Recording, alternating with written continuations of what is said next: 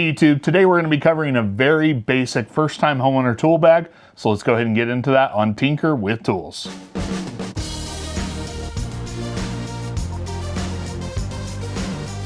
Now, a few months ago, I was approached by my brother-in-law who has a daughter purchasing her first home later this month and wanted to make sure that she had a drill for that home.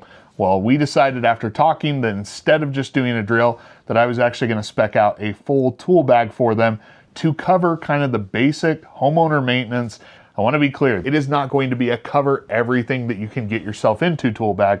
It is really going to be focused on the basic homeowner plus a little room for them to grow and kind of expand what they're doing. Now, a big caveat here is the tools I'm going to be talking about are not necessarily the only tools that you could recommend, but instead of going out and purchasing a bunch of new stuff, I actually went through kind of my backlog of tools that I've tried out over the years to assemble most of this tool bag. But really, I want to start going through kind of the basics of what we're going to be covering in this tool bag and talk about my rationale for each different item.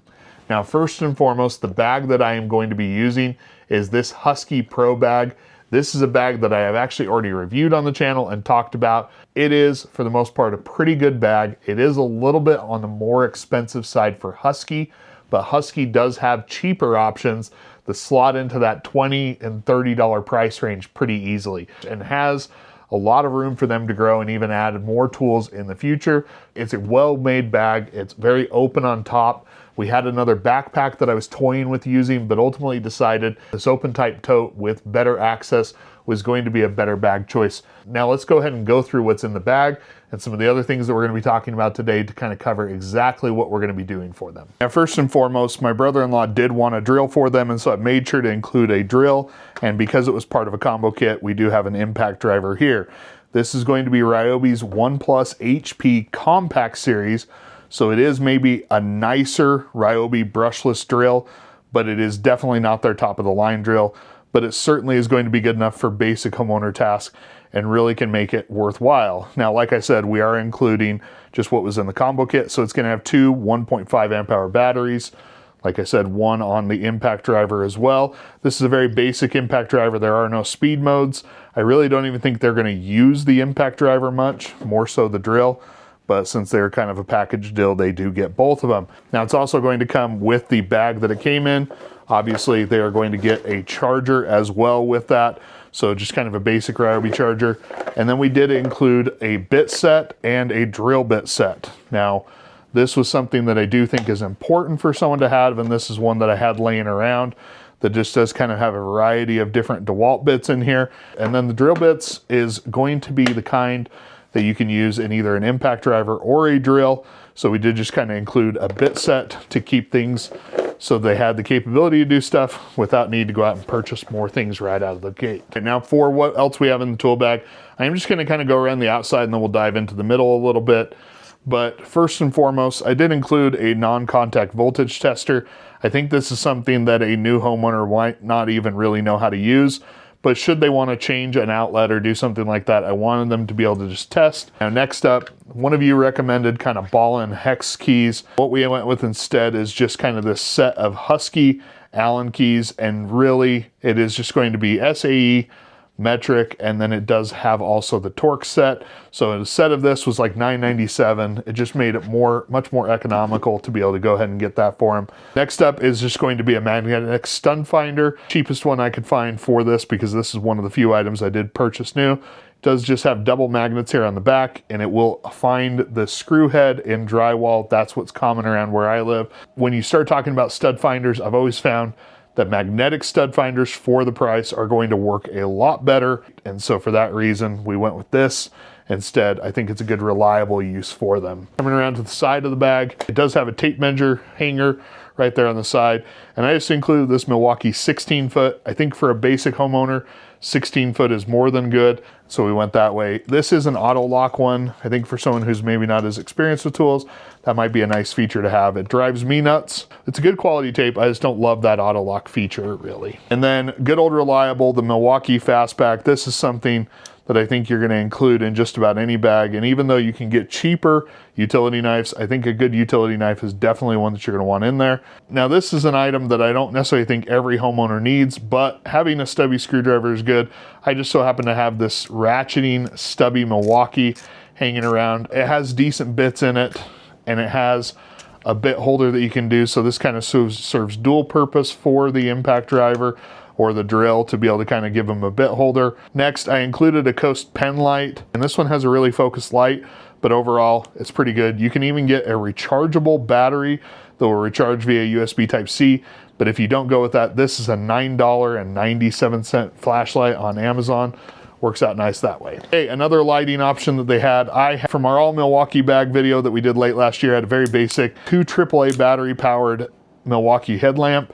I really think a headlamp for someone who is going to be working on different projects in their house is a good option because it gives you hands-free lighting. And so between the flashlight for when they have hands on and the headlamp when you want to do it, this one's going to be powered by batteries that they have. It's pretty easy, but it keeps the cost down quite a bit. And so I think that's a good option for someone to have in a tool bag. Next, I went with 3 different marking things. I did include just a traditional carpenter pencil, Inksol marker, because you always need some sort of permanent marker. And then I just included a basic 0.7 Bic pencil so that they could just kind of have something maybe they're more familiar with and working and writing with. I think that works out well. Now, one of the nice things about this bag is it does have this hard protected case over here. And I don't necessarily have anything that truly needs protecting, but if or when you do that, it's a nice option on this bag. Over here, I did include a small precision screwdriver. Now, I want to be clear, when I say precision, I know a lot of people think that you have to have the ability to reach deep well screws. That's not going to be this screwdriver. This is kind of a knockoff of the kinetic screwdriver, but it does have a really nice bit selection. The bits are a variety of different security type bits and everything that they might need to open different electronics or do different stuff. I don't think this is going to get a ton of use right up front, but having the ability to kind of open those different various screws, always a good thing. Pair of simple cut level 1 gloves from Milwaukee. Good gloves when you're going to be getting dirty. And then I always just include a pair of basic gloves in case you're doing anything messy, working on the car. You do just have those in there. All right, now going into the actual meat of the bag and kind of talking about the different tools here. Over on screwdrivers, I think the most basic thing that any homeowner can have is just going to be a basic slotted and Phillips screwdriver. I just have a 1/4-inch slotted and a Phillips number 2 here. I also then included just a simple 5-in-1 from Klein because I had it out there. Really, it just gives them the ability to have various bits in there. You're going to have a smaller slotted, but then also you are going to have the smaller Phillips in there. That works out nice. I don't think they will necessarily use the nut drivers here, but it was just a way to kind of give them their basic kind of 5-in-1 or 7-in-1 screwdriver. I did include the larger Milwaukee 27-in-1 ratcheting screwdriver. Great bit selection in the handle, gives them the ability to have a lot of bits. This is going to work as a bit holder for the drill or impact. So obviously screwdrivers were a priority here. That's going to be kind of the case with any bag that I do. I then went with just your standard Husky 10-inch adjustable wrench. While I prefer pliers wrench, I think an adjustable wrench is something that is going to work for more people because it's going to be something that they're familiar with. They see, they kind of know how to use. It's a little more intuitive. I also included the adjustable water pump pliers from Doyle. This is one that I picked up from Harbor Freight. They are not as good as Cobras, but they work pretty well, and especially for someone who isn't going to know a lot of difference between the Cobra and that, this is a much lower cost option for what they're doing. Now, one of the purchases that I did make for the video was going to be this Husky ratchet set. With it being near the holiday season, this was still on Black Friday promotion, and really it gives you 3/8-inch ratchet with SAE and metric sockets. It gives them a good option. And like I said, it keeps the cost down a little bit because of the Black Friday promotion. So it felt like it was something we could splurge a little bit on and get them what they needed. I prefer to have the smaller kind of job site shears, but a good pair of scissors in a tool bag I think is a good necessity. These are going to be big, heavy duty. They're going to be able to cut a variety of things. Now level, I went with this simple torpedo level. This is one from Swanson. And overall, this is just going to allow them when they're hanging a picture or putting something on the wall to make sure it's level. not too big, and it fits in the tool bag. Hammer, we went real basic. This is the Anvil 16-inch curved claw hammer, wood handle, simple head. There is nothing fancy about this hammer, and the price is definitely cheap. Now this is one that, because of that old Milwaukee tool bag, I did have kind of this bigger, larger pry bar, but I figured maybe if they're ever doing something where they decide to tackle something a little more aggressive, having this in there versus a smaller pry bar might be beneficial, so we went ahead and included that as well. Next up, I don't plan on them doing a lot of electrical work. These Husky kind of multipliers also allow them to cut wire, do various things. They've got some decent grip there on the end. They're just a nice, basic, inexpensive stripper that is going to be multifunctional as a plier as well. And then I also included just this basic needle nose set of pliers. This is one of the non-USA made Milwaukee needle nose pliers that I have had for a number of years, and they are just a really solid set of pliers. They're very good. I think they work well. Definitely worth including. All right, now the last few items, I am including the Amazon Basics cordless screwdriver. I think whether you're doing like flat pack furniture or different assembly type tasks, that's certainly something that's going to be in their wheelhouse. Having just a real light duty, basic electric screwdriver can make a world of difference in doing that task. This one, strangely enough, is one of the better ones money could buy, and it's also one of the cheapest ones. Definitely something that I think is better than the Black & Decker cordless screwdriver I started out with, so we're including that for them as well. And then I'm also including this putty knife that will allow them to be able to kind of just do random little nail patches or anything. Really just kind of a multi-versatile tool that they have in there. And then the last item, I did include this tongue and groove set of pliers, which is just this basic 8-inch set from Irwin. They're nothing fancy. The price was right. I don't know how truly necessary it is with the water pump pliers, but even if you just need 2 different sets, this is another option for you. All right, so that is the basic walkthrough of the tool bag. Now, there were a couple of items that people suggested that I kind of questioned whether or not I should put in there. Somebody mentioned a nail set. That was definitely the one that was in there. And then a couple of people mentioned maybe slightly more advanced tools, like a multimeter and different things. And I do think that that is something that I would include in a more advanced tool bag. But even myself, for example, typically don't carry a multimeter around unless I know that I'm going to be using it. And so I really just don't think that a basic first-time home buyer is really even gonna know what to do with one of those. And so I decided to leave it out. There are certain brands that you can target to be able to save money. I think you can pick up decent tools at Harbor Freight.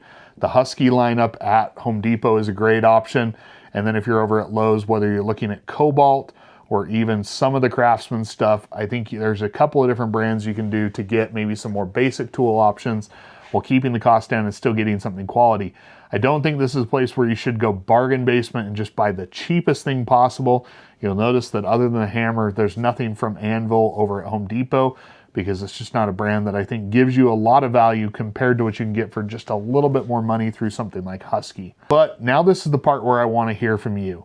You've seen the bag, you've seen what I've included. I've actually got 2 weeks until I have to deliver this, so I want to know from you, what would you include in this bag that I have already not covered? Or is there something that I've put in here that you would take out and include something different?